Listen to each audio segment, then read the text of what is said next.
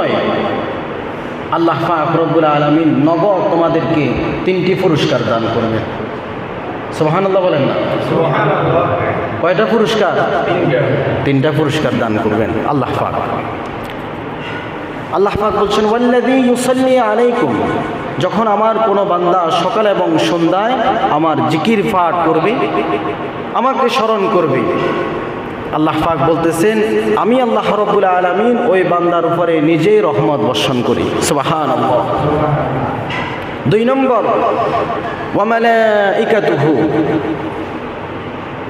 আল্লাহ পাক বলছেন ওয়া মালাইকাতুহু, সকাল এবং সন্ধ্যায় আমার যে বান্দা আমার জিকির আদায় করবে, আমার তাসবিহ পাঠ করবে, আল্লাহ পাক বলতেছেন আমার 7তম আকাশের মধ্যে এবং 7তম জমিনের ভিতরে যত ফেরেশতা আমি নিযুক্ত করেছি, সকল ফেরেশতারা ওই বান্দার জন্য আমার দরবারে রহমতের দোয়া করতে থাকেন।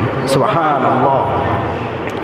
3 নম্বর লিইউখরিজাকুম মিনাল যুলুমাতি ইলান নূর, আল্লাহ পাক বলছেন সকাল এবং সন্ধ্যায় আমার যে বান্দা আমার জিকির করবে, আমার তাসবিহ পাঠ করবে, আল্লাহ পাক বলছেন এই জিকিরের বরকতে আমি আল্লাহ পাক রব্বুল আলামিন বান্দাকে গুনাহের অন্ধকার থেকে ঈমান এবং আমলের বরকতের দিকে নিয়ে আসবো। সুবহানাল্লাহ। আপনি যদি জিকির করেন 3টি পুরস্কার আল্লাহ পাক দান করবেন।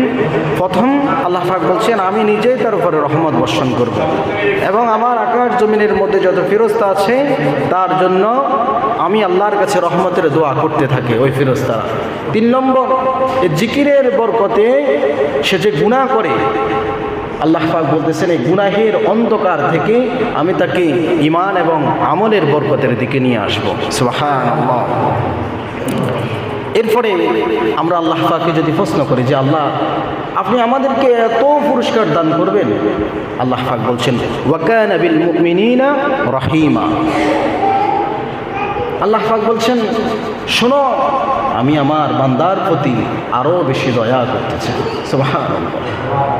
আল্লাহ পাক নিজেই বলছেন আমার বান্দাদের মধ্যে যারা ঈমানদার তাদের প্রতি আমার দয়াই বেশি, রহমত বেশি। জিকির এবং তাসবিহ একজন মুমিনের সার্বক্ষণিক ডিউটি। মুমিনের হায়াতের মধ্যে কোনো অবসর নেই, ঈমানদার বান্দার হায়াতের মধ্যে কোনো অবসর নেই। একজন মুমিনের জিন্দেগির 3টি হালত। 1 নম্বর, সে যখন পৃথিবীর মধ্যে বেঁচে থাকবে কিছু সময় সে মেহনত করবে। 2 নম্বর, কবরে কিছু সময় বিশ্রাম করবে। 3 নম্বর, জান্নাতে পূর্ণ আরাম করবে। সুবহানাল্লাহ। মুমিন বান্দা, আল্লাহর নবী বলছেন মুমিন বান্দা একেবারে নিশ্চিত হবে যেদিন যখন সে জান্নাতে প্রবেশ করবে সেদিন। সুবহানাল্লাহ। আল্লাহ পাক বলছেন ওয়াকুলিল হামদুলিল্লাহিল্লাযী আযহাবা আন্নাল হাযান, আল্লাহ পাক বলছেন মুমিন বান্দা জান্নাতের ভিতরে ঢুকেই বলবে আজকে আমার চিন্তা পেরেশান চিরতরের জন্য দূর হয়ে গেল। সুবহানাল্লাহ। আল্লাহ নবী বলছেন একজন মুমিনের সার্বক্ষণিক ডিউটি হলো আল্লাহ পাকের জিকির আদায় করা। যেমন আল্লাহ পাক বলছেন যিকরুন কাসীরা, বান্দা তোমরা বেশি বেশি করে আমার জিকির আদায় করো। কি আদায় করো? জিকির আদায় করো। সম্মানিত হাজিরিন, নামাজের ওয়াক্তের শুরু আছে, ওয়াক্তের শেষ আছে। আবার যাকাত বছর শেষেই আমাদের উপর কি হয়? ফরজ হয়। রমজান নির্দিষ্ট একটি মাস আছে, ঈদ নির্দিষ্ট একটি সময় আছে, কোরবানি নির্দিষ্ট একটি সময় আছে। কিন্তু আল্লাহর নবী বলছেন যে জিকির এমন একটি আমল, জওয়ান বুড়ো ঘরে বাইরে সুস্থ অসুস্থ হাটে বাজারে সব সময় আপনি আল্লাহ পাকে জিকির আদায় করতে পারবেন। আপনি যেখানেই যাবেন শুধু স্থান ছাড়া, মানে নাফাকি স্থান ছাড়া আপনি আর সব সময় সব জায়গায় আল্লাহ পাকের জিকির আদায় করতে পারবেন। জিকিরের জন্য ওযুর প্রয়োজন নেই, যে কোনো সময় আপনি আল্লাহ পাকের জিকির আদায় করতে পারবেন। যেমন আল্লাহ পাক বলছেন ফাইযা কাদাইতুমুস সালাতা ফাযকুরুল্লাহা কিয়ামান ওয়া কুউদান ওয়া আলা জুনুবিকুম, আল্লাহ পাক বলছেন বান্দা যখন তোমাদের নামাজ শেষ হবে, কি শেষ হবে? নামাজ। যখন তোমাদের শেষ হবে তখন নামাজ শেষ করার পরে যদি তুমি দাঁড়িয়ে থাকো, এই দাঁড়ানো অবস্থায় আমি আল্লাহর জিকির আদায় করো। যদি তুমি নামাজ শেষ করার পরে বসা অবস্থায় থাকো, এই অবস্থায় আমার জিকির আদায় করো। নামাজ শেষ করার পরে যদি তুমি শোয়া অবস্থায় থাকো, এই শোয়া অবস্থায় আমি আল্লাহ পাকের জিকির আদায় করো। সুবহানাল্লাহ।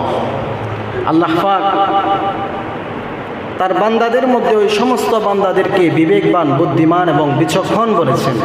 আল্লাহ পাক বলছেন, উলুল আলবাব আল্লাযীনা ইয়াযকুরুনাল্লাহা কিয়ামান ওয়া কুউদান ওয়া আলা জুনুবিহিম। যারা দাঁড়িয়ে, বসে, শুয়ে এই তিনটি অবস্থায় আমি আল্লাহ পাকের জিকির আদায় করে, এবং যারা আমার সৃষ্টি নিয়ে গবেষণা করে, যারা আমার কোরআন রিসার্চ করে, যারা আমার কোরআন গবেষণা করে, তারাই হচ্ছে তোমাদের মধ্যে বুদ্ধিমান, বিবেকবান এবং বিচক্ষণ। সুবহানাল্লাহ। কিন্তু আমাদের সমাজের মধ্যে যারা চোর, বাটফা, জিনাখোর, মদখোর, সুদখোর, ঘুষখোর, মানুষ হত্যাকারী, অন্যের জায়গা সম্পদ আত্মসাৎকারী, তাদেরকে আমরা বলি বুদ্ধিমান। কি বলি? বুদ্ধিমান। মানে সে তার ব্রেন খাটিয়ে আরেকজনের জায়গা আত্মসাৎ করে নিয়েছে। একজনে বলি যে আরে হাতে এমন বুদ্ধি, কিভাবে সম্ভব এটা? কিন্তু আল্লাহ পাক বলছেন এটা হে কোনো বুদ্ধিমান নয়, হে তো নিজের পায়ে, নিজের মাথায় নিজে কুড়াল মেরেছে, সে তো হচ্ছে জাহান্নামী। সে কিভাবে বুদ্ধিমান হয়? চোর কি কোনো সময় বুদ্ধিমান হয় না।